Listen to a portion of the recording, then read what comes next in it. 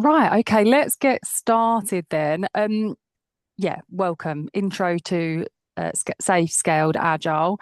The format of this is going to be a bit lecture style. If you've ever joined me before, that's because I'm going to cover quite a lot of information. And so to make it collaborative at the end, I'll leave time for Q&A. But if you have questions as they come up, in the meantime, feel free to drop them in the chat and I'll take a look towards the end and I'll get round to them. Yeah, so thanks for joining me here. My name is Anna Bromley. I'm a project and program manager. That's kind of what my day job is. I run large transformation programs, usually in the CRM space or customer experience space, because I have a history in sales and marketing. So I enjoy running those sorts of transformations. I largely contract in London, but for global companies. And as well as doing that, I do like to give back by offering training and I facilitate different types of Socratic dialogue conversations. They're a form of discussion group as well. That's another thing that I do. So that's a little bit about myself. But let's dive into the main topic. So I was sharing with a colleague of mine that I was going to be doing this presentation, and they was like, "What does SAFE actually stand for?" And I was like, "Oh, well, I should probably just start with the basics." So yes, SAFE literally just means Scaled Agile Framework. That's just a shortened convention for it. So yeah, it's called SAFE or Scaled Agile. So now you know. But yeah, so the main reasons why people use SAFE are if they're in a large organization, they're aiming to have alignment across all the different layers of an organization, get predictability, and then for increased governance as well. So they're kind of the key reasons why anyone would use SAFE at all. There is this big debate if you've been in around in the delivery circle for a while about whether SAFE is actually agile at all. So my feeling on it is that the answer is not like simple yes or no. It's kind of both. So as we'll see when we look at the SAFE big picture in a minute, it is based on all of the best practice fundamentals from the Agile Manifesto and those sorts of principles. So to some degree it is, and it uses all of that at the team level. So it's definitely building upon Agile foundations. But the flip side of that is that it's tried to over engineer all of the other parts of like monitoring, management, control, and governance onto that sort of agile framework, which is sort of an anti-pattern, if you like. So some people refer to it as water, scrum, fall, or or some things along those lines as well. So it's kind of a yes and no. Like in reality, there are good parts of it, and then there are some where it it maybe doesn't work so well, but it does try to be agile. And then just a note about safe accreditation. I did mine a few years ago, and I there was many to choose from, so you can have a look on scaledagile.com.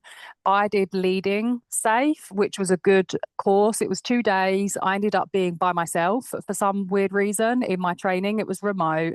I think it was like £800 or £900 I paid, but I looked online recently and it seems that there's a wide range. You can do it from £400 to £1,500 depending on the format. And then in terms of whether it's worth it or not, I think I've benefited from it. But I do tend to work in large enterprises or institutions that they're not, they need that sort of like overall portfolio level structure. So that's helpful. I don't think anyone's it has been mentioned in my interviews before, like, oh, do you have this certification and stuff? So I don't think it's harmed me there. And I, as well as doing project roles, I do tend to get involved in programmatic type activities as well. So it's very helpful from my perspective. But it's definitely not worth it if you're in like a tiny startup with like less than 10 to 15 people, like very small teams, or if you don't have a more conventional project management certification or a more conventional agile certification like certified scrum master or APM or Prince 2 for project management. So it's definitely not the first one I would get. So yeah, that's a little bit of background on Scaled Agile, but let's dive into the very overwhelming safe big picture. So when you do your accreditation, this is the framework that they share with you at the start. And it looks like super complicated, but in this half an hour, I'm going to break down some of the key components of it for you, just so that it's not so threatening, really. So if you do decide to dig in and move forward, at least I've given you an outline and the structure. So yeah, it's a multi-layered delivery system, and yeah, somewhat trying to boil the ocean, if you like, but it is really quite good once you get underneath the skin of it. So here's me breaking it down for you so that it can make a little bit more sense. So down the left-hand side, that's the purple bit. We've got the core competencies. So basically, these are things that all organizations need to have in place for Scaled Agile to even work. So things like lean portfolio management, agile product delivery, team and technical agility. So they're core competencies down the left-hand side. And if you're to do an accreditation, like over the 2 days, they would spend like an hour or even more on like each one of these tiny little concepts on this map here, but I'm just going to kind of gloss over it. But yeah, core competencies there, like things that are needed in organizations. On the roles front, you can see this is where it starts to divide into the three different layers. You've got the essential configuration, the large configuration, and the portfolio configuration. So you can see here that the roles are different based on what size of organization and therefore scaled agile implementation you actually need. But the key thing to note here is that there's different roles required depending on what level of strategy, delivery, and execution you need in your organization. So, for example, if you're a small team, then you're unlikely to find an enterprise architect in that type of environment, just because things aren't that complicated and don't require that sort of resource. So anyway, that's where the different roles for Scaled Agile spelled out. And then we've got configurations. So this is, I suppose, the main point of SAFe really is, as I mentioned, essential, large, and portfolio. They're like levels of scale, really, and they're tailored to how big and complex your organization's delivery system is. So on the next slide, yes, I'm going to talk about some of the key concepts within the essential, large, and portfolio configurations, just to bring a little bit of color to each one of these little icons on the safe big picture. So I'll talk about some of the key concepts in a minute. But sticking with the actual overall big picture, then we also have the backlogs. So we've got the team backlog and we've got the agile release train backlog. There's all these sorts of like weird new terms that SAFe has come up with, and I wouldn't worry about them too much. They're just different scales of different concepts. So you've got the team, the agile release train, the solution train, and then the portfolio backlog. So you can see these different like chevrons here. So the idea is if you've got a team, that's just that's one level. But then if you've got multiple teams, then you're going to need to bring multiple backlogs together. And then if you've got even more teams and departments, you then need to bring the whole solution together. And then right at the top on the portfolio layer, if you've got multiple teams, departments, suppliers, you're going to need to then bring all of those together as well. Yeah, so that is the different levels of backlogs in an organization that you would typically have if you're implementing Scaled Agile. Then what have we got? We've got the foundations over here. So these are like underlying infrastructure that's needed, a bit like the core competencies, like values, support systems to make Scaled Agile work in the real world. Yeah, so again, they're like foundational things that you need. So, for example, having an implementation roadmap, like knowing how you're going to implement SAFe. SAFe has also got its own principles and values that if you were to do an accreditation, you would get to learn as well. So, and then the core competencies have got this little orphaned one over here. Continuous learning culture is actually a core competency, but anyway, it's orphaned over there. So that's the foundations. And then we have the spanning palette, really, which is like the glue that keeps everything connected within Safe. So it doesn't really matter whether you're using the portfolio configuration or the essential one. You're still going to need a vision. You're still going to need objectives and key results. You're still going to need a roadmap. So that's like kind of the glue that keeps everything together. So I'm really hoping that even just after those few minutes, what you saw before isn't as alarming as maybe how it felt initially. So this big picture is broken down into a number of core areas, and they just reference different concepts. So having said that, I wanted to, now that we've had a look at the big picture, I wanted to draw on a couple of areas that I found really useful, because this is only a short conversation. I obviously can't spend loads of time on it, but just from my experience, just to share like what are really key concepts. So starting in the like higher level portfolio configuration, a couple of things that you really need to know about, and can obviously do a lot more research on yourself if you work in very, very large enterprises, is around lean portfolio management and lean budgets. So these are two key concepts that would be good to learn about. The reason this is different, and it's something that gets quite mixed up because it's quite unconventional, not normal. So in a traditional delivery organization, people generally tie budgets and funding to projects, whereas in a scaled agile environment, they would tie their budgets to value streams.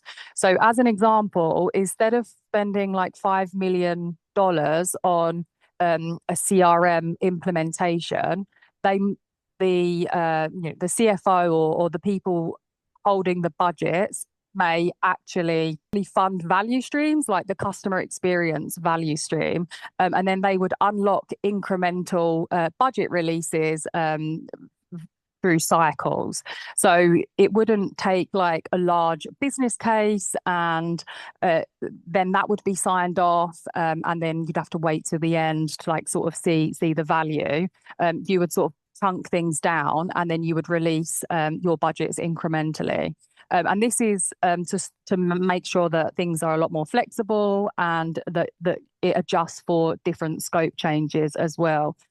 So yeah, that's the lean portfolio management and the lean budgets. It's definitely a big mindset shift to how most organizations run, which is still usually just to allocate funds based on projects. So that kind of flips everything like 180 on its head. So that's definitely an area that they spend a lot of time in scaled agile, like trying to, teach you about and get you up to speed on. So that's that. The other thing that I really like is this here, and I'm not sure you can see it. It says MBSE in the solution train flow. So MBSE stands for Model-Based System Engineering. And the reason I like this is because when you get more complicated in terms of projects, solutions, and outcomes, generally you find that words and definitions like that become less and less useful. So you really do need to start using digital models to explain what your outcomes are. So that can be in the form of diagrams or other sort of visual representations of the actual solution. So that's model-based solution engineering. And anytime on a project or a program I'm getting confused, I make the effort and spend the time to see if I can draw up some form of visual representation. Like the old adage is true, like a picture is worth 1,000 words. So if you can develop your capabilities in terms of basic system diagrams and really simple modeling, that you will be living a principle of scaled agile and trying to bring clarity by using models in your programs and your projects and for your delivery. And I think your stakeholders will thank you for it. So that's one that I find really useful and is definitely worth a bit of a shout out. In the essential configuration here, so down here, we've got this weird looking sort of process down here. This is actually about PI planning. So PI planning stands for program increment planning. When people talk about scaled agile, most people kind of tend to think about PI planning because it's sort of become like a de facto sort of like scaled agile concept. But obviously, as you can see here, there's a lot more to SAFe than just PI planning. PI planning is basically just sits on top of your usual like Scrum ceremonies. It brings teams together from different departments that are working on a shared solution. So it could be design teams, engineering teams, product and project people coming together. It's also called big room planning as well. It usually happens over a 2-day period, in person preferably, but there's lots of kind of these inventive online formats for PI planning that are sort of taken off in the last five to 10 years or so as kind of remote work's become more and more popular. And generally, what would happen during this PI planning is you would go through the mission, the vision. You would talk about what your objectives are for the team. You would then spend time creating visual plans and Kanbans, and then mapping dependencies, solving risks and issues, and then communicating that to your wider stakeholder group. So that would generally happen every 8 to 12 weeks, every quarter, roughly. That's why it's called an increment. And that's kind of like a core ceremony that Scaled Agile adds in. So that's really key. A couple of other things that I think super important to mention here is system demos, which if anyone knows sort of Agile or Scrum generally will know how important those are for like showing real progress, not PowerPoints, and gathering customer feedback. So in terms of that other slide I showed at the beginning where I was like, is it agile? Is it not? As you can see here, like it still includes Scrum. It's still got the conventional Kanban. It still includes system demos. So there's lots of good stuff that's baked into this approach. And lastly, another area that becomes even more important as you scale in an organization, especially on the type of projects that I run within business that usually include like hardware and software and design and front end, back end sort of software and all stuff like that, is DevOps. So basically the set of practices that allow for automated, fast, frequent and reliable delivery of value. And that includes the processes around it, like release management, the different types of tooling, and also includes like automated testing as well. So like removing the burden on QA that's done manually. So that becomes an even more important part of the picture as soon as you scale things up. So yeah, in summary, on the SAFe big picture that we broke down into these six key areas, I've just highlighted a few that I think is most important. So lean portfolio management, the lean budgets, the backlogs, the model-based system engineering, the PI planning down here, the system demos, which are also part of it, and then obviously the DevOps there as well. So I decided not to go over absolutely everything on this page. Like you can obviously do that. You can do that yourself if you're curious about it after. But they're just some of the key things that I think you can't get away from and like most used in practice, basically. So, one of the key outcomes from this call was to share when we should use SAFe and when to avoid it. So, just got a few key call outs here. So, if you've got a very large team or teams or organization that's working on shared initiative or outcomes of like 50 to 125 people, then SAFe would be a really good option. If you've got like really high level governance and investment decisions that are happening at a portfolio level, again, it's a really good tool for that. If you want really clear roadmaps across your organization and the ability to track from like a milestone perspective, it also gives you that. If you want to have or have got a clear view of who is in your broader teams and you want them to be aligned to your strategic themes and your business so that you know they're adding business value and not getting sort of like misaligned and disconnected with the senior strategy, that is also a good thing to do. If your organization doesn't have any standardization around how they do delivery, then that there are options like this out there. So perhaps that's a good reason. And then if you've really got strong leadership buy-in, like say your CTO or like COO or someone of that nature has got an accreditation and they really buy into it and they're a big advocate, then you know that it's going to be a lot more easy to embed it. And if your organization is actually invested in enabling it, like instead of just saying, okay, we're doing this, like, are they actually bringing in experts to coach you? Are they empowering you with the right tools? Are they not just like talking the talk, but they're walking the walk? Like, then, safe can make sense. However, if it's basically the inverse of all of that, if you're in a tiny organization or you're in a large organization, but actually it's broken down into really small units, and then teams don't really have to cross functionally collaborate that much to get stuff done, then doesn't make too much sense. If there's not any leadership support, obviously, like I would not try and implement this. Just it would just be far too difficult if you didn't have that buy-in. And also, if you just want to have agile ceremonies without all of the governance sort of wraparound, there are other things like large scale Scrum and then also the Spotify model as well. These are different alternatives to SAFe that you could look to implement. They're a little bit more they're a little bit less on the kind of like control and centralization side of things. So you could explore those. And also organizations that just like really want to rapidly innovate, and they're sort of less worried about the predictability. So hopefully that gives you an idea of when and when not to use it. And another thing I wanted to share is some key indicators of success in your organization. And these do really kind of overlap quite a lot with the previous slide, to be honest. So I'm not going to dwell on it. But again, I can't bang on about it enough. If you've got really strong executive sponsorship, then it's much more likely to succeed.